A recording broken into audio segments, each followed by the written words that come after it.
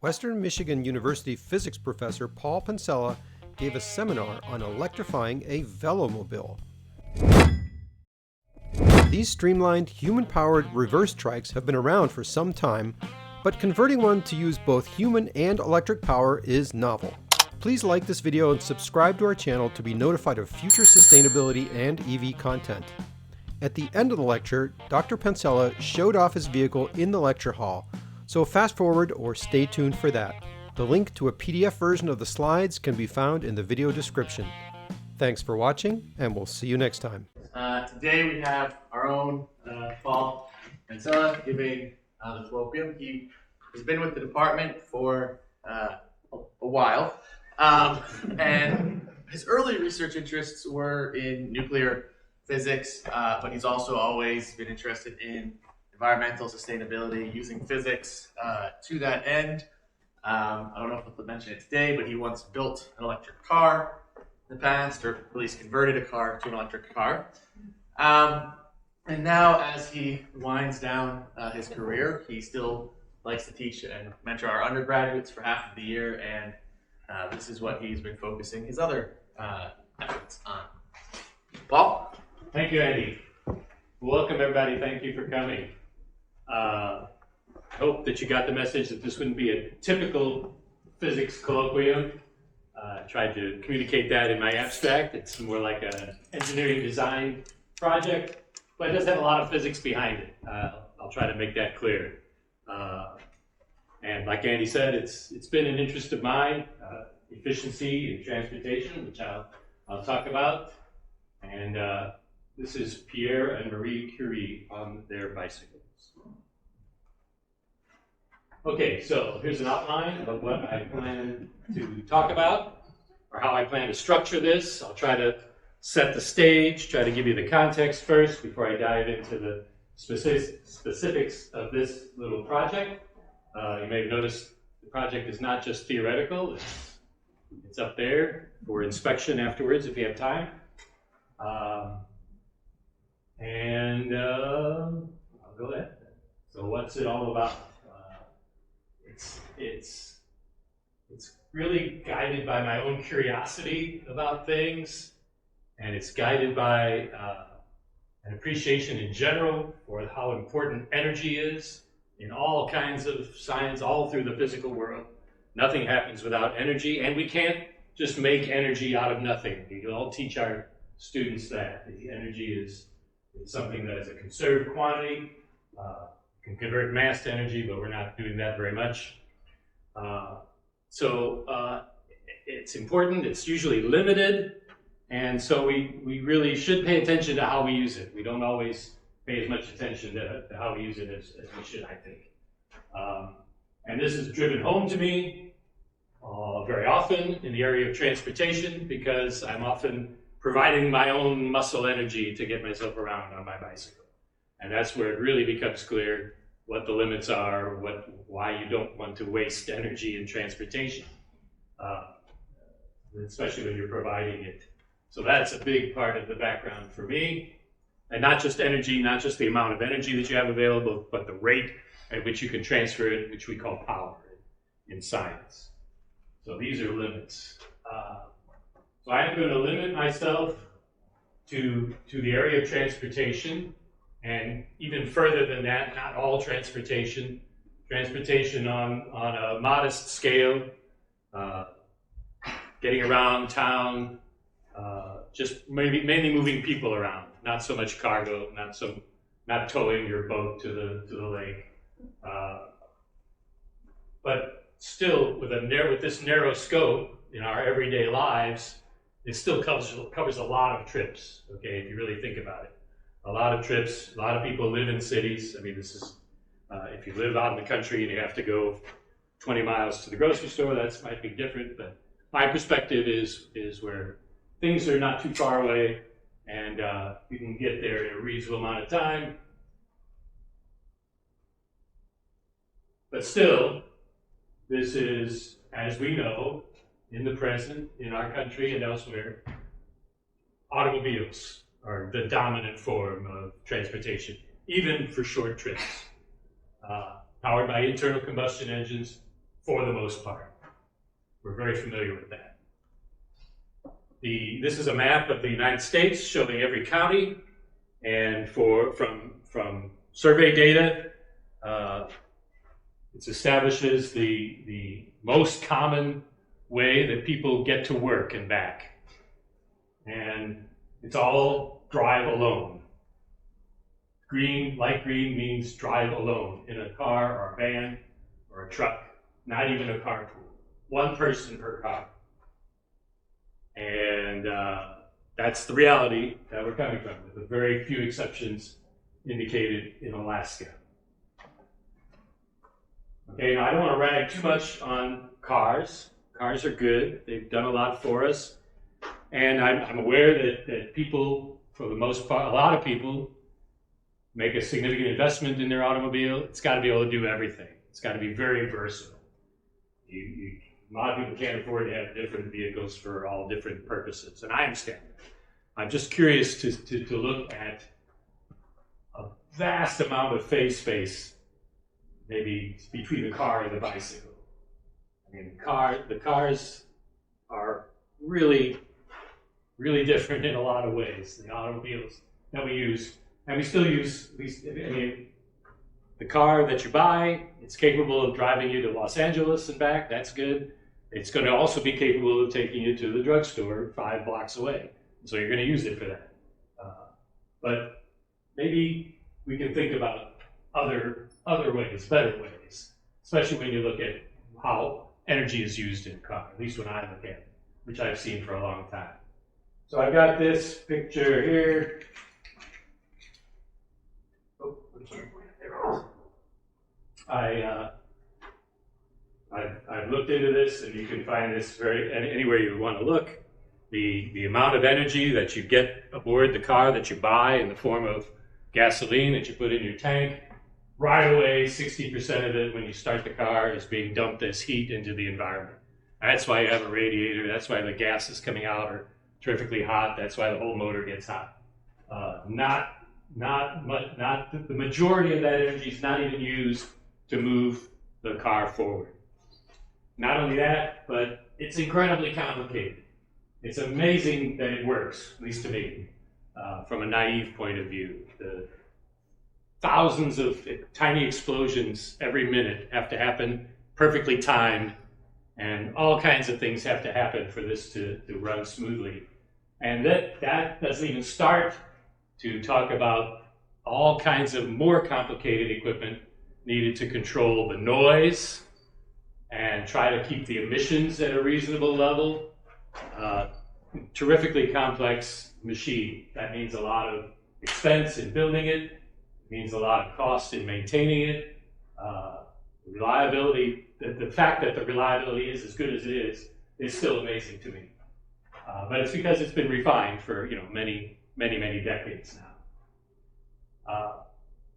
We now understand that if we use these cars this way, if we burn fossil fuels at this tremendous rate, we're actually affecting the atmosphere, the mix of gases in our atmosphere, in a way that's not good for the future climate of the entire planet.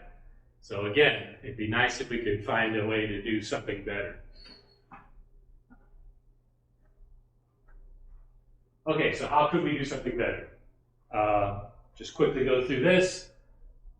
From the physics side, if you just make it smaller and lighter, you'd go a long way.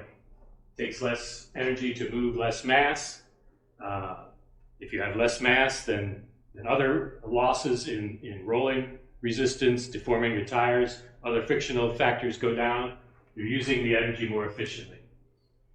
Replacing that really complicated combustion engine with a pretty simple electric motor that just has one rotating part, it's a big help. These are going to be interrelated as well. That can get you less dependent on the fossil fuels. We still have some fossil fuels creating our electricity, but it's also much more efficient not to have that combustion step aboard your vehicle.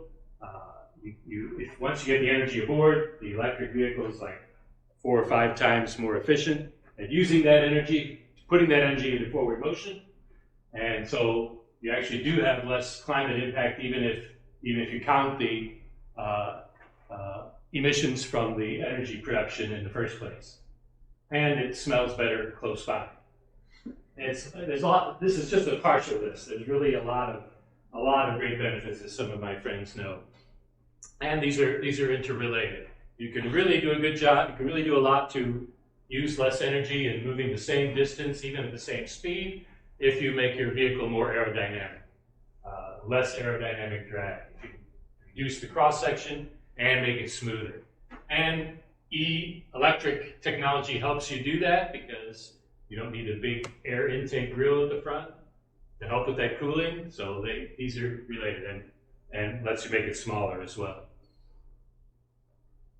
If I summarize those three for mnemonic purposes, make it smaller, make it electric, make it more aero. And that's a lot of what I'm going to be talking about today with my project. Here's just, I'm not the first one to think about this, obviously. A lot of people have realized this for a long time. Here's some internal combustion efforts to make small vehicles, none of which are available, except there are mopeds and motorcycles still available. These are all quaint. Here's a Messerschmitt. Here's an Asetta. You may have remembered from the 50s. The only one you can buy now, except some motorcycles, is the Polaris Slingshot. I think just about the only one, well, the only one on this page that's not a standard motorcycle. Still, that's like 1,600 pounds of vehicle. And none of these are electric, so I like electric. I've given other talks about electric. I can summarize them pretty quickly. EVs are great and getting better. They're not perfect. They meet some of the requirements that I mentioned before.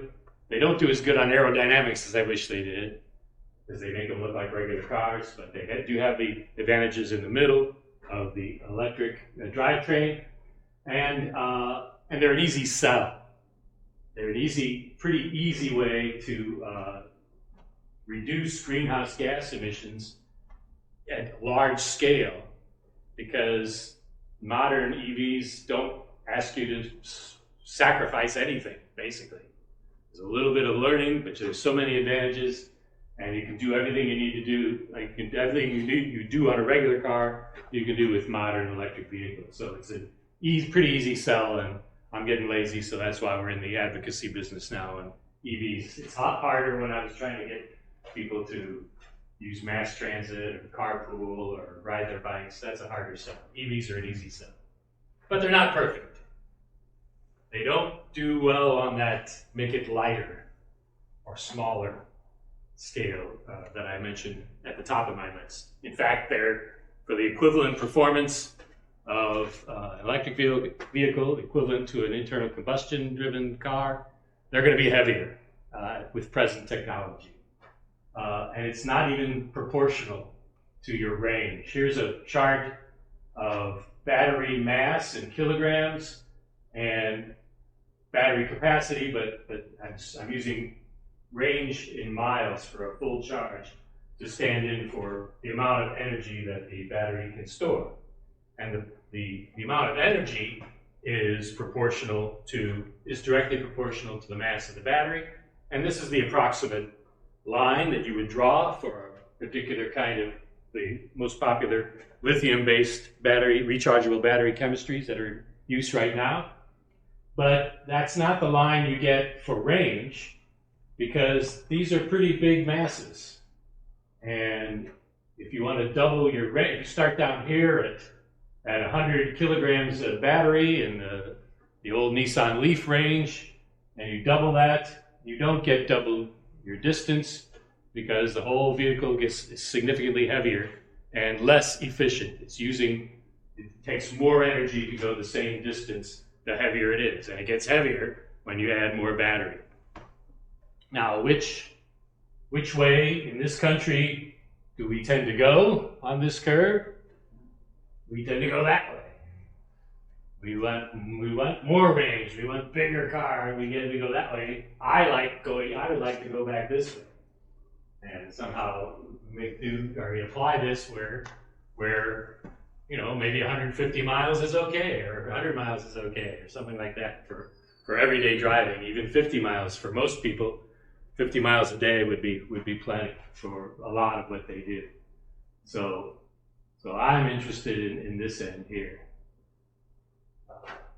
So that's where, in my mind, in the physics and the efficiency point of view, the EVs are deficient. That's just some data that I based my model on. This is a semi-empirical model. Don't take it as gospel.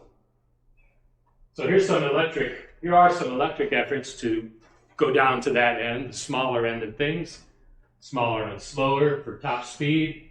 I love these. They're great. They're mostly failures. Some did pretty good for a while. They ran their course. This is a commuter car or city car. This is a heavy kilowatt. It's a beautiful thing. Some of these are vaporware, not in existence, but proposed. Others have failed. The Elio Electromechanica Solo. Is Arcimoto still doing anything? Or they're gone? Yep, they're gone. Twike is still in business, I believe, in the UK, in the United Kingdom, but very expensive and pretty small market share. But look at the beautiful aerodynamics of that tricycle. So that's what I'm interested in. I think that we should keep this. I think we should put aerodynamics really at the forefront if we're interested in efficiency, which I always am. And from physics, we know that it's particularly important at higher speeds. The faster you want to go, it doesn't even go linear with speed. The amount of energy that you use up pushing the air out of the way goes up more quickly than your speed. So it's really important, seems to me, really important to make smooth and as small a frontal area as you can. You decide how big it has to be by what you're going to use the vehicle for, right? If you have to have cargo, if you have to have passengers, it's bigger. But base the outer dimensions on the inner dimensions that you need, and then make it as smooth as you can. But you'll always come up with the same basic shape: blunt nose, tapering in the rear. That's the best aerodynamic shape. This is a Schlor body. If you want to look that up. That brings me to a little side trip, but I think I should mention it here. This is a good place to mention it. Another vehicle that's kind of in this space that's attempting to enter production, called the Aptera, Latin root for flightless bird, I believe. Very good aerodynamics, composites, not steel, so lightweight, and solar photovoltaics covered on the top with solar photovoltaics. Do I have any of the Sunseeker team here? So they would know. Okay, so our engineering college competes with a solar vehicle. They know what you need and to move the vehicle. And their vehicles are very small frontal area and very large the surface area on the top to catch as much sun as you can, because the problem with the solar power is it's very diffuse. It's not concentrated, and what we need to move 30, 40, 50 miles an hour is a lot more than what you get if you covered the entire average car with PV panels. And you'd have to worry about shaping them to keep the aerodynamics. You couldn't just slap flat panels on. That would make things even worse. But this company is trying to do that, and Q2, maybe deliveries. Kind of exciting. And so by making this super aerodynamic, as light as they can, it's still a 2-passenger vehicle, right? You can get in the range where it starts to be relevant. It's not going to cover all of your needs, but it starts to be relevant. Instead of being 5% of what you need to drive, it can get up to 15, 30%. Because by doing all this, you've cut the amount of energy you need to move forward by a great deal. So that's very encouraging. They've been at it for a long time, so I hope they make it. But aside from that, let's go and look at overall emissions. This bar graph attempts to look at various transportation modes from the point of view of their greenhouse gas emissions. And it does a little better than I've done in my talks. Usually I just concentrate on the fuel part, the fueling part, where you can get, you do about a factor of 3 better with, or more with just replacing electric vehicle instead of a gasoline vehicle. This tries to also take into account the greenhouse gas emissions associated with the production of the vehicle, its batteries, the eventual disposal of the vehicle over the entire average lifetime of the vehicle, and normalized to passenger miles. So things that carry multiple passengers get a break on that. And many of you have seen charts like this before. The car is not good. I mean, a big bar is not good on this graph. Small bar is good. And you see, a lot of things you would expect, maybe some you don't expect. I didn't expect the motorbike to be this far down, but there it is. Sometimes the rankings are a little bit different depending on the exact methodology. But this one is a pretty good one because it tries to cover everything, including maintenance. And as usual, though, no matter who does this chart, as far as vehicles go, the bike is always at the top. The bike, for efficiency and simplicity, elegance, is just hard to beat. I mean, you can't beat it, really. It's one of the greatest inventions of all time. I really believe this. Incredibly undervalued in our society. I don't know why. Fix it on yourself. It's just a great thing. It can't go as fast, maybe, as you need it to do sometimes, and it requires you to do some effort. Okay, so that's a downside for a lot of people. But the bike is still a great thing, and the history is very interesting. It goes back a long time, so it's had time to get refined. Also, it's been through a lot of phases, as you know. The next phase that they never show is the recumbent bike, which is great because that, with no penalty, basically reduces the frontal area. Because now in the bike, most of the air drag is caused by you, not the vehicle. So you put yourself in a more relaxed position. It ends up being safer as well, but it cuts down on the amount of energy required. So that's a good thing in my view. So are there any ways to improve the bike? I think the size is quite appropriate for a lot of city-type driving, city-type transportation. It's actually pretty useful speeds around town if you can put some effort into it. Your town isn't too hilly.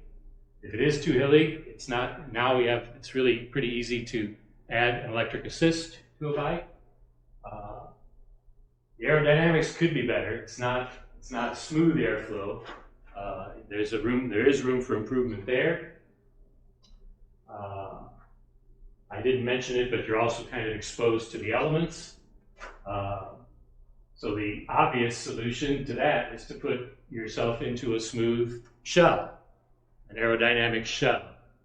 Now, this is going a little bit too far, probably for most people. If you notice, these vehicles don't have any windshields. That's bad for aerodynamics.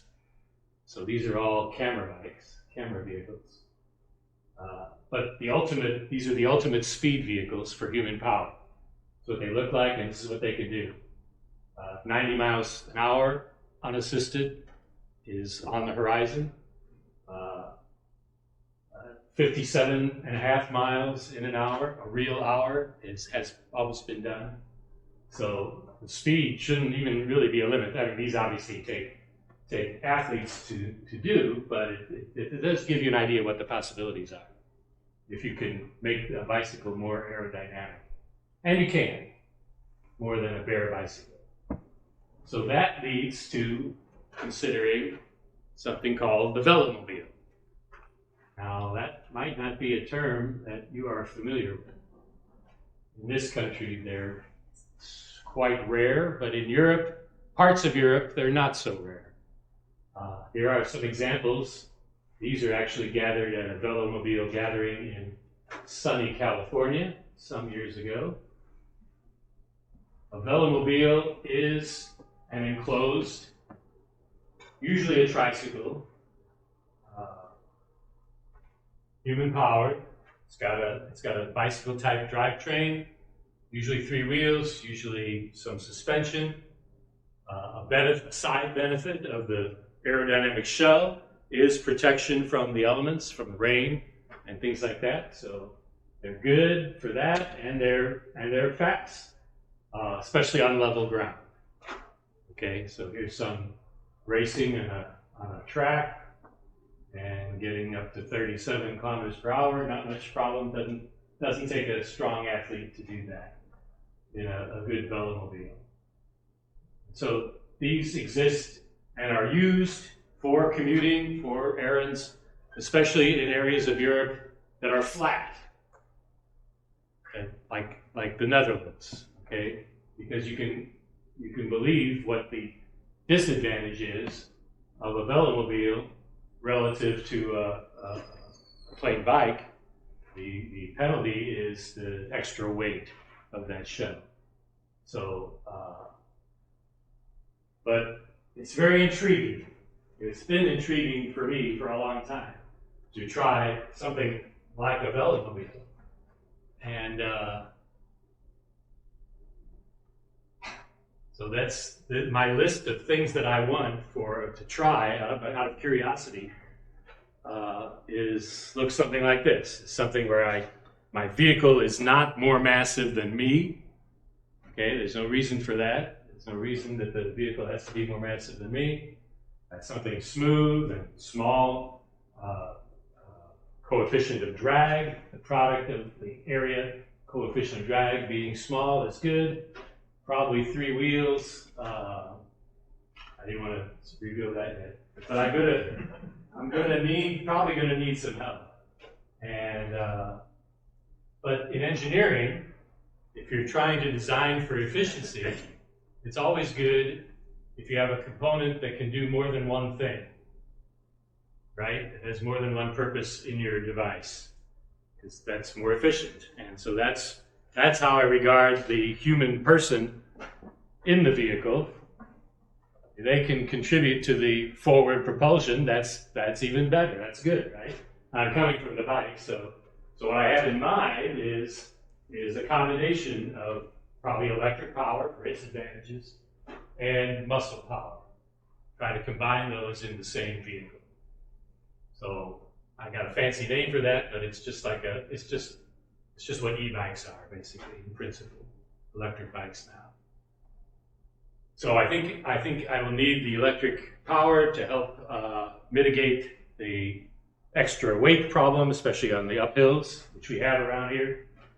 But in general, I want to keep it small so that the power that I can add at my age will be a significant fraction of what's used. And that's helped. Another advantage that I haven't mentioned yet of electric vehicles is that there's a place to put the energy when you slow down. Your kinetic energy that you put into it, you can get some of that back and store it back in the battery. And that's just a wonderful thing. One of my favorite things about EV. So I really like to have that in this human electric hybrid vehicle as well.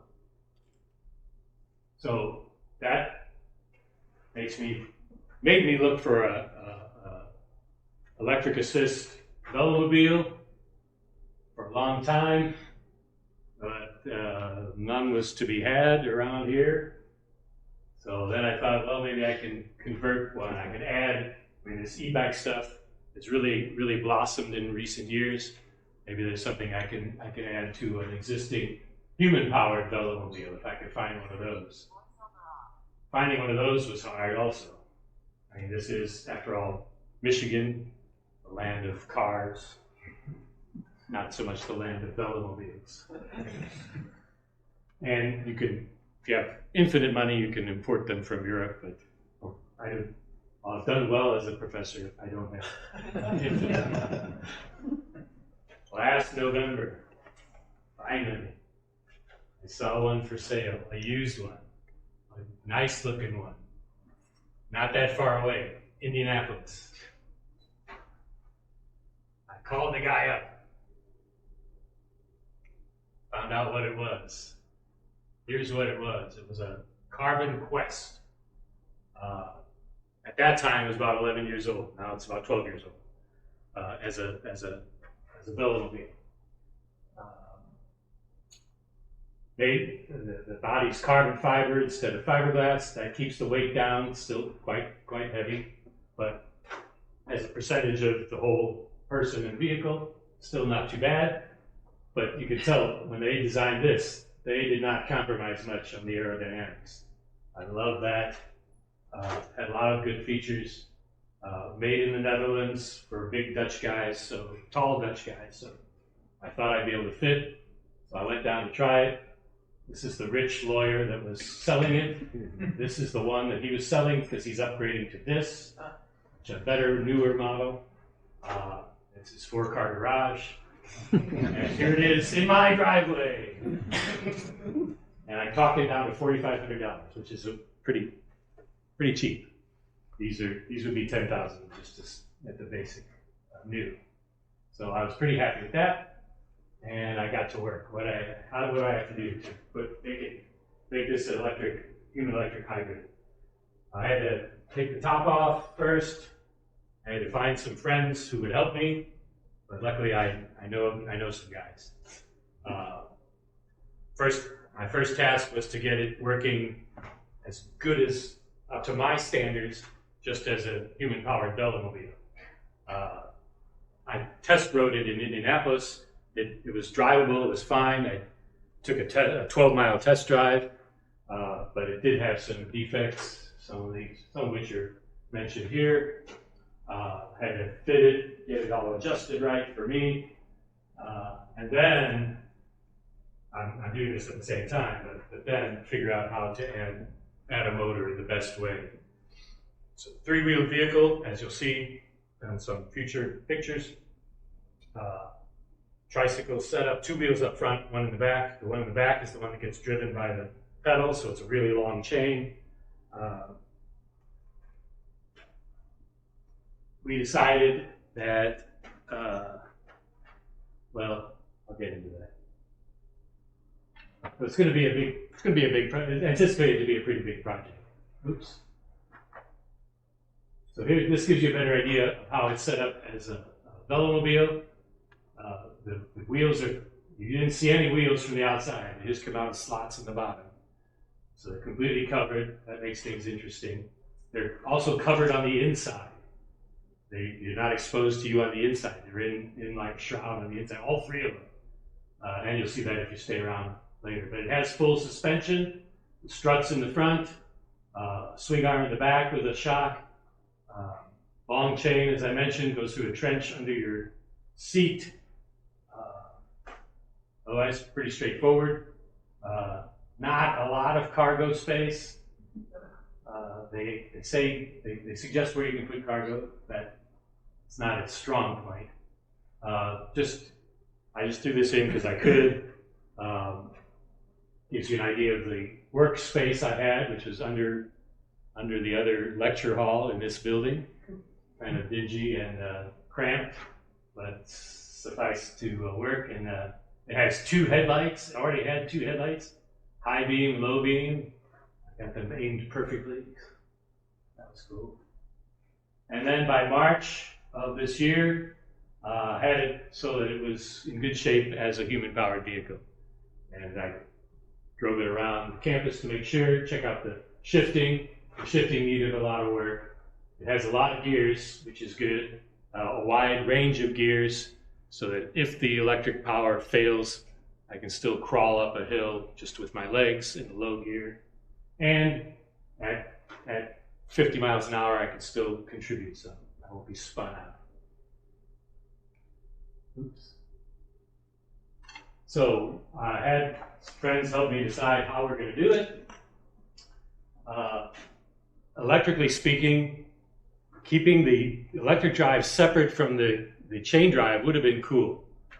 I could have put 2 electric motors on the front wheels. And electrically, you could do that with 1 controller in principle. And then you have even have traction control, because it doesn't torque either one more than the other. And if one spins out, it stops. In principle, it's really cool, but nobody sells that. Nobody sells a controller that'll do 2 motors like that. So we ended up doing it deciding we had to do it in the rear. This is the rear, a picture of the rear before the conversion. Here's the aluminum swing arm, the shock, I'm looking down, and the cluster, the cluster of cogs on the back wheel that help that chain move that around. Here's the wall of the shroud. So we had to design around that wall, the slot. It was pretty tricky. And once we decided to do it on the rear wheel, decided to use a hub motor. There are no hub motors that are supported only on one side. So we had to design a new swing arm that would support the rear wheel on both sides. That was the big job. But of course, first I wanted to decide on what motor it was going to be so I could fit the swing arm dimensions correctly. This is the company I worked with out in Vancouver, which turned out to be a good choice. They shared my passion for regenerative braking in this realm. Most e-bikes, you don't have that, because most companies don't think it's worth it to have regenerative braking on this bike. It doesn't have that much kinetic energy, really. But this has a little bit more kinetic energy. I really wanted it. And this company was also enthusiastic about it in their control software. So here's the 26-inch wheel with the hub motor, ready to be installed almost. Battery and charger that I bought. One of the batteries I bought. The computer display. Here we are making a wooden model of the swing arm first to see if we could fit it in there. To check before cutting metal.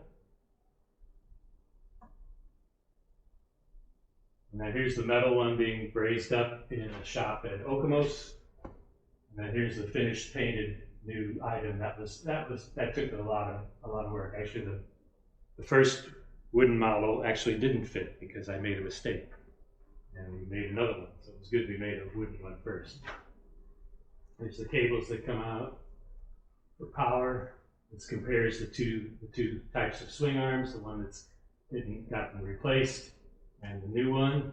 Same attachment points in the bike, in the trike. Oops, and there they are. There it is. There it is, threading through a new slot in that shroud on the left side. There's the attachment points, chain, shock, the right side. There's that whole shroud. You can't see the rear wheels all inside that box there. The controls are difficult. The controls are a little bit tough. They were tough already. This is very small. You get the scale here, and you'll see them there. It's a small yoke that you hold to steer. That's where your gear shifting is for the front and the back, and your brakes, and your horn button, and turn signal indicators. They're all there. It's just amazing. And then I had to add these two things. I wanted to have a throttle, so I'd have independent control of the electric power, and then the pedal assist buttons, pedal assist button level buttons are over here. So it's very crowded on that little control yoke. Okay, so actually got it pretty much done in September. I missed the first day of class as my unofficial deadline for getting it on the road. So now I'm going to show some calculations of how it should perform, and along with initial results of how it has performed. This is a picture for comparison of me in my recumbent position on my unfared usual bike that I ride around town, and the new Quest fared vehicle.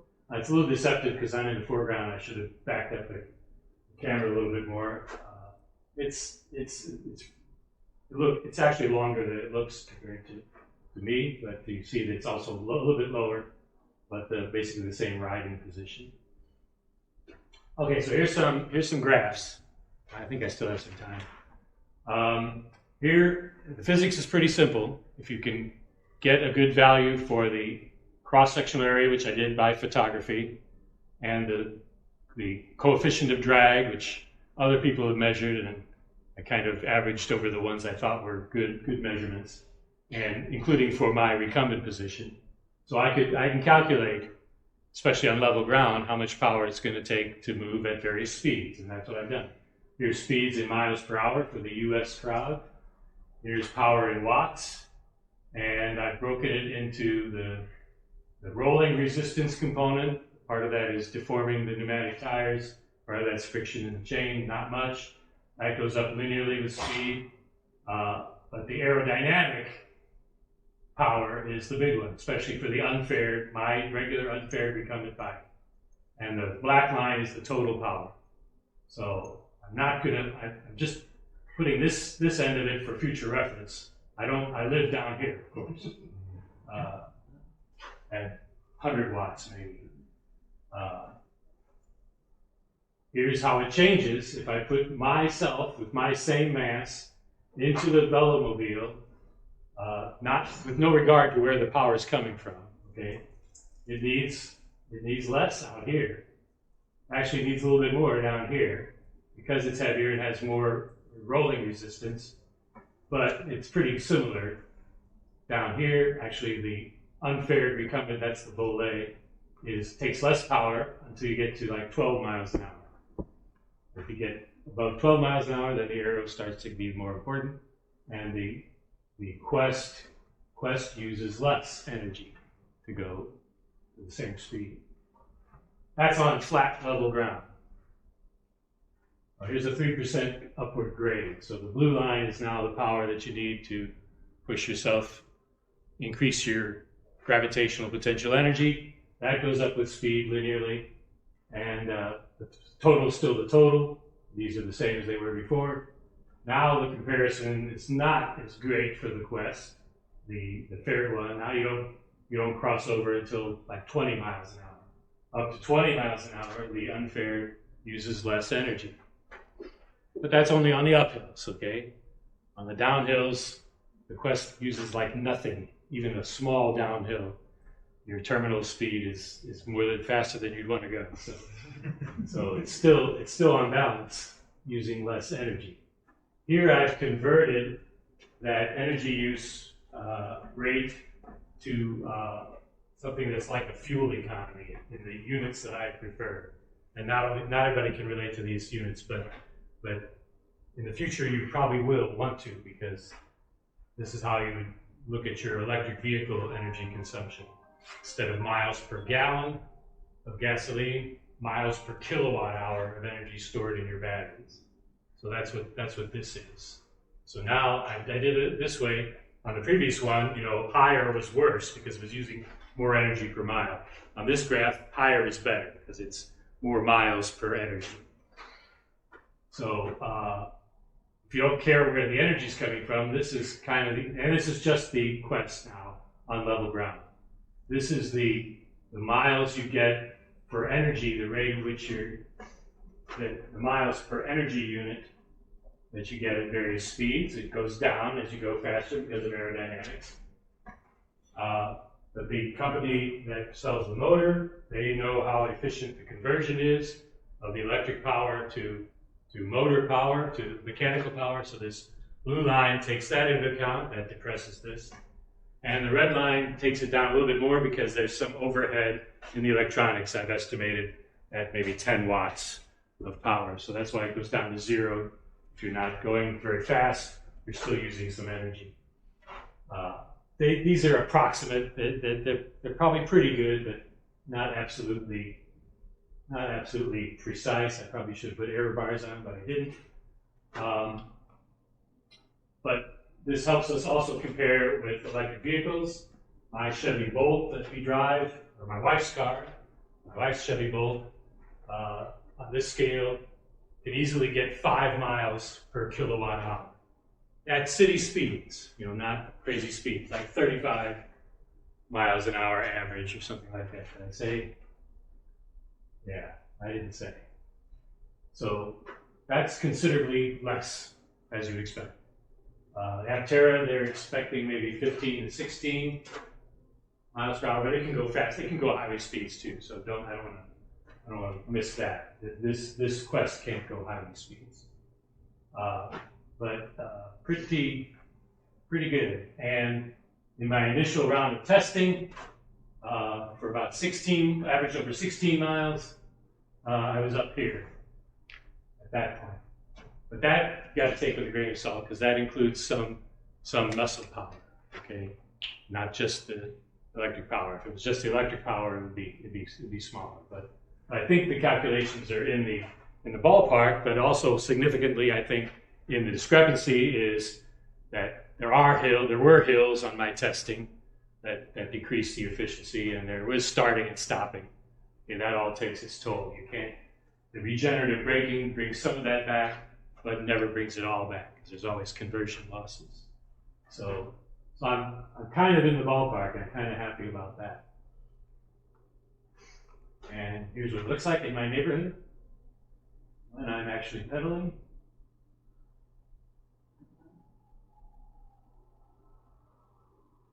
It's much noisier inside than it is outside. Okay, here's some data from 2 separate road sessions.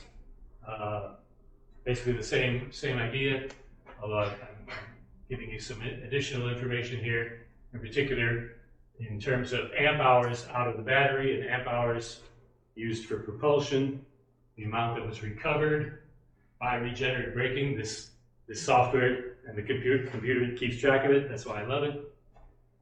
And the equivalent miles per kilowatt hour. Gives me an idea of what my range is, and it also makes me get a smaller battery. So this battery here is still too big. It's still like a 50-mile battery. And this is like a 100-mile battery. So I've set it up so I don't have to carry this around all the time. I could run just with this, save 9 pounds, which I like. Or I could actually run with that and not this, or I can run with both of them if I have to leave and it's the apocalypse or something. So the regen was less here than it was here, partly because I started with a full battery, and you can't regen into a full battery. This I didn't start with a full battery. I was also trying to add more human power on the second attempt. That kind of shows also. And then I broke it. Oh, that's the disappointing part. Makes this not quite the triumphant reveal that I was hoping for way back when we scheduled this. This let loose. It's very important, especially because this motor can give me as much regen power as forward power. So if I'm switching from forward power to regen, this torque connection is getting stressed both directions. And I just didn't do well enough connecting it, and it let loose and went halfway around and broke some of these cables. So we're working on trying to get that fixed. So I'm just getting started, getting used to it. And now it's no power. But hopefully we'll fix it.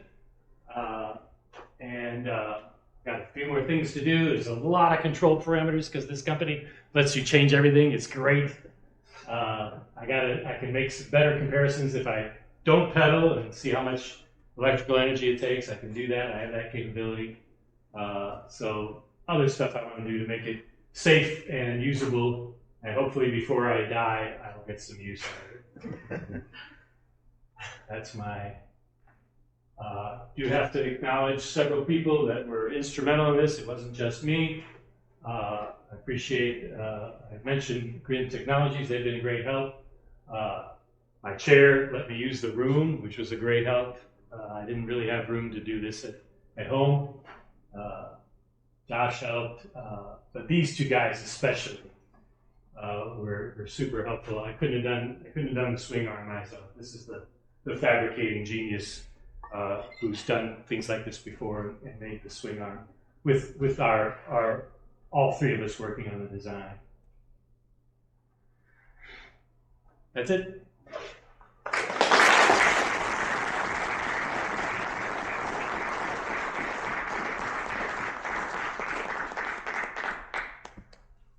Questions, or you want to go up and look at the view? I have one. Since you talked about the Aptera, have you thought about putting any kind of flexible solar panels on it? Thought about it. Probably won't do it. But yeah, you could. It'd be tricky. I mean, I think it would be more trouble than it's worth, plus the expense. I'd have to bump up the voltage somehow, and I'd have to do voltage conversion, and I think with I'll keep my muscle power for the supplemental. And I don't envision actually taking this to the next state. So I don't need a lot of range or speed. So you've been commuting on your recumbent previous to this vehicle. Yeah. What do you anticipate will be the difference as far as your ability to? For my commute, mainly extending the season. Okay, but as far as the width of it, and I don't know the traffic conditions around your commute, but what do you anticipate it being different with a fully enclosed, maybe a little bit lower vehicle? Yeah, I think it's at least as visible. I mean, it's bright red. I'm going to paint the top, this turtle deck, fluorescent yellow. I'm going to have lights. I'll have more lights. I don't think the visibility will be a problem. The 3 tracks, I mean, our roads are bad. I think that'll be a little bit noticeable, but it has full suspension, which my recumbent has no suspension. So I think that might balance out. It's going to be bad if I get a flat in the rear, especially, because part of the reason the torque arm let go is because I wanted to make it so that I could still get the wheel in and out in the field.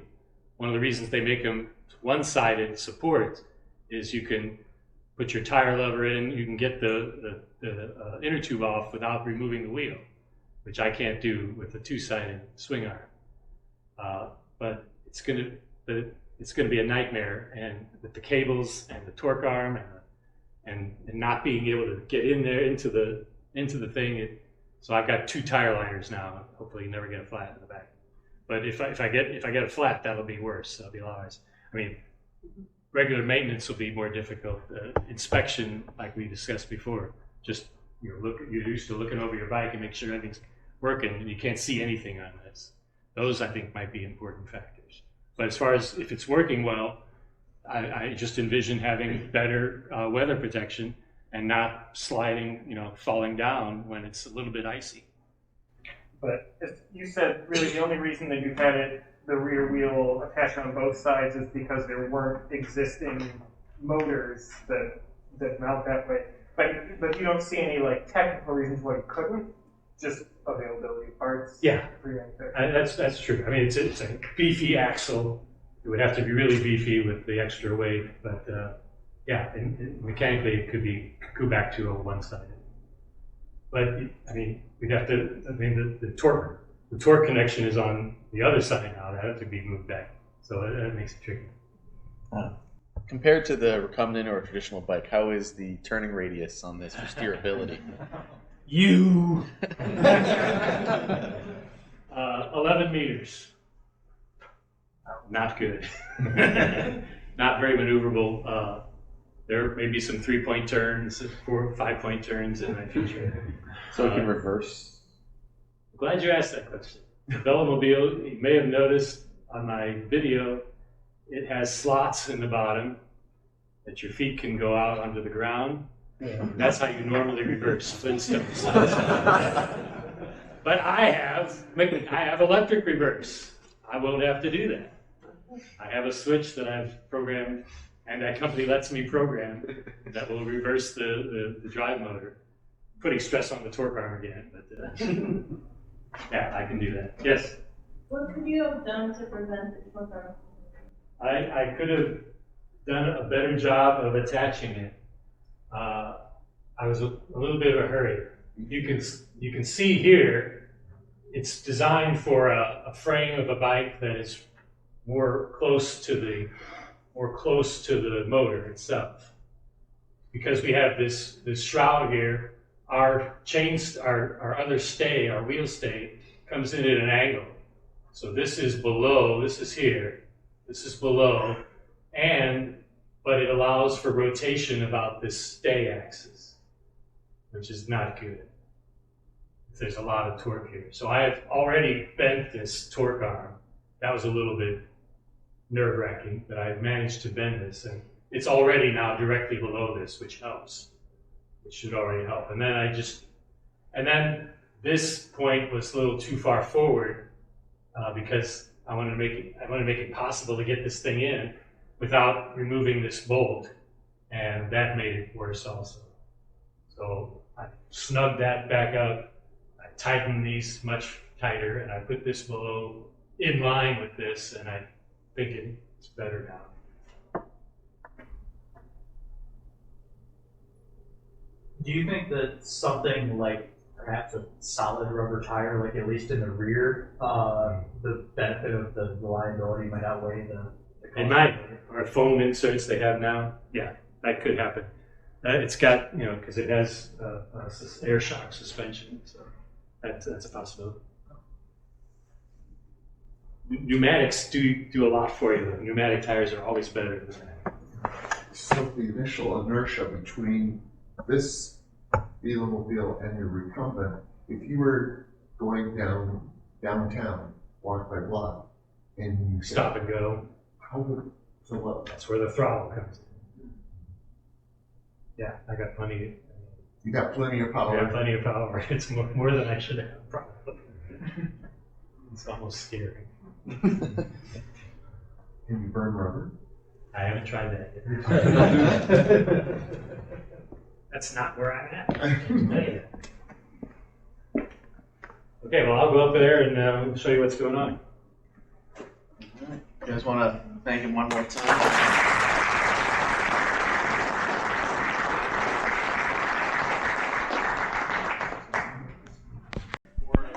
This is the motor controller. You can't see the motor. So the wires that have to be added. And these are places where you can store things.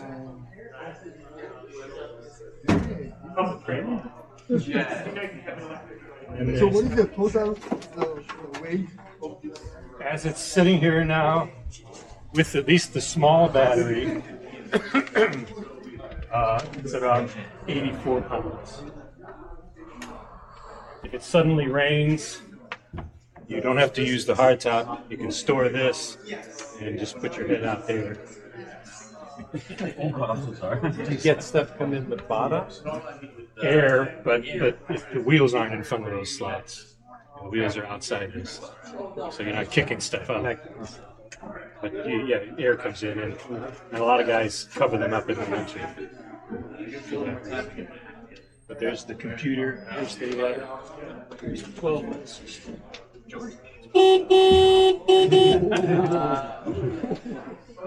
This isn't enough. Taillights. I got a brake light. And this is just for mounting? No, it's for picking it up and moving it around. Yeah, like You can pick it up and move it around. No, I don't know.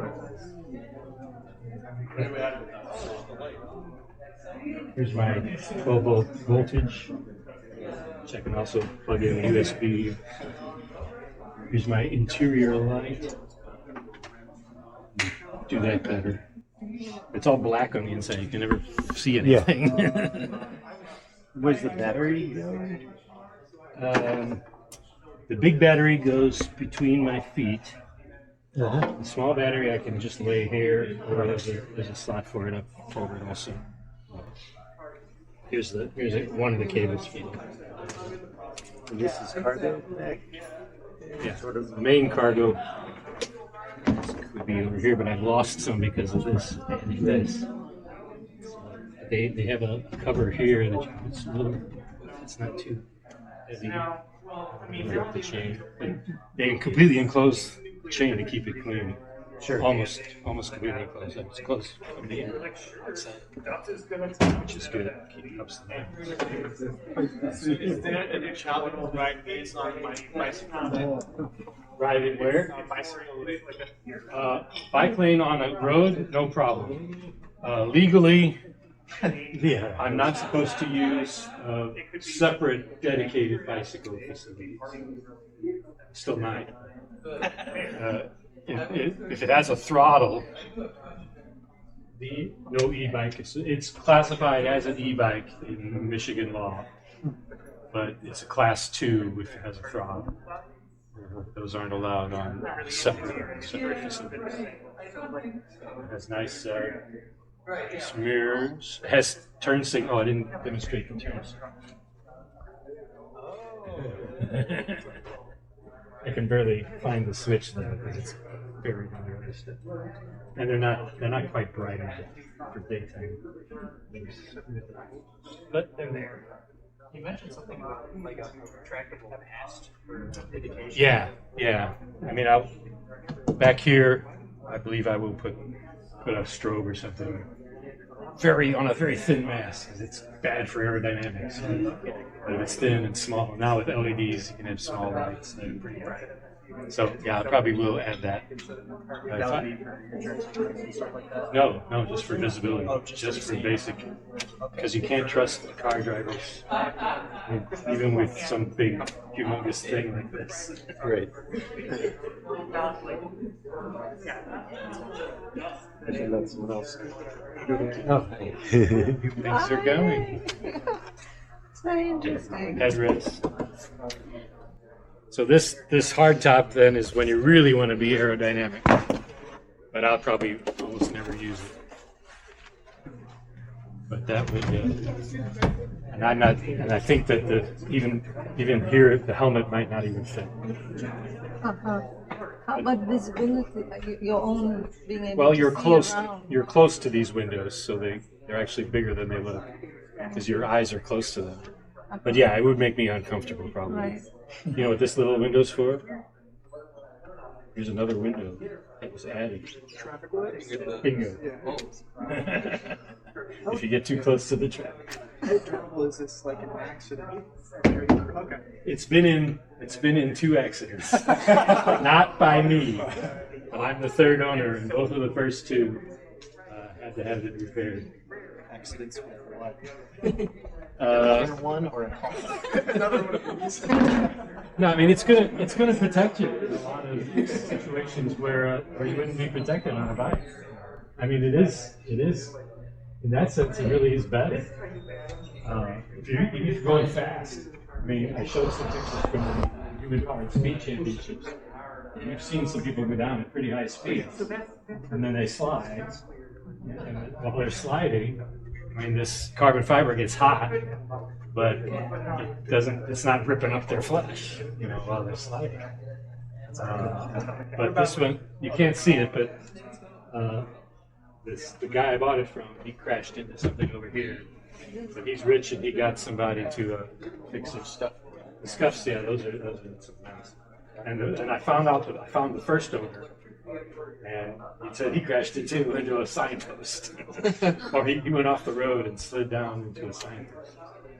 So you wear like helmet or there's any seat belt? There's no seat belt. There's no seat restraint. This is supposed to protect your head in a rollover. But if you're not restrained, I don't know how that works. I'm used to wearing a helmet, so I expect I'll be wearing a helmet. What kind of max speed can you get? The motor will spin out. The motor will stop contributing if the calculations are correct, which I think they are. The motor will stop contributing at 36 or 37 miles per hour. Then of course there's legal restrictions as well. Yeah. State. Yeah. I tell the officer 20 miles per hour is the limit. Is the assisted speed limit. Can you see the speed? Do I see it? Yes. Come around. there's two things. There's the old-fashioned computer here, and then this displays everything. And you have to rotate through because it has so much data. But you can make it display the speed. On the right, that's the big computer on the right. So when you're sitting in this with the shell, like how does visibility feel like up the road? Is it sort of like you got to look kind of far away before you can see anything? Yeah, it's not, that part's not great. I already have that with my recumbent, but yeah, right in front, you can't see the pothole. It's 5 feet away, like 10 or 15.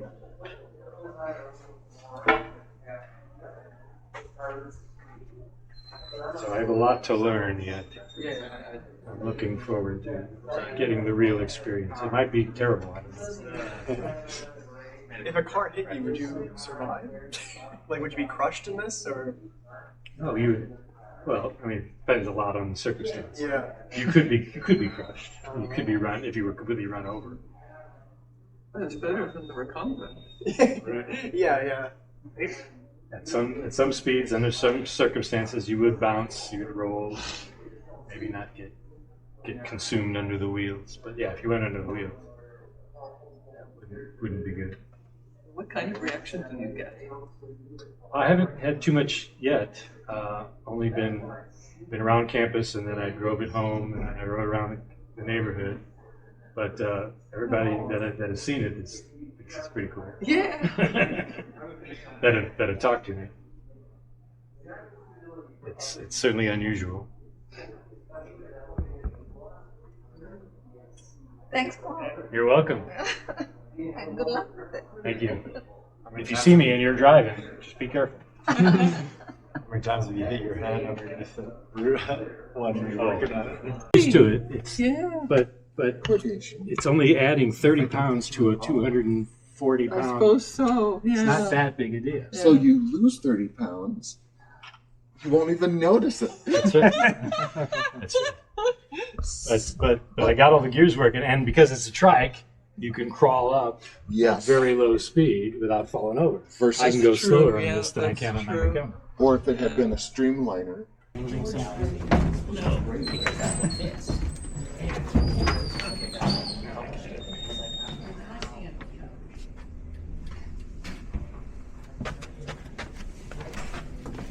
we just head to the cargo elevator, freight elevator.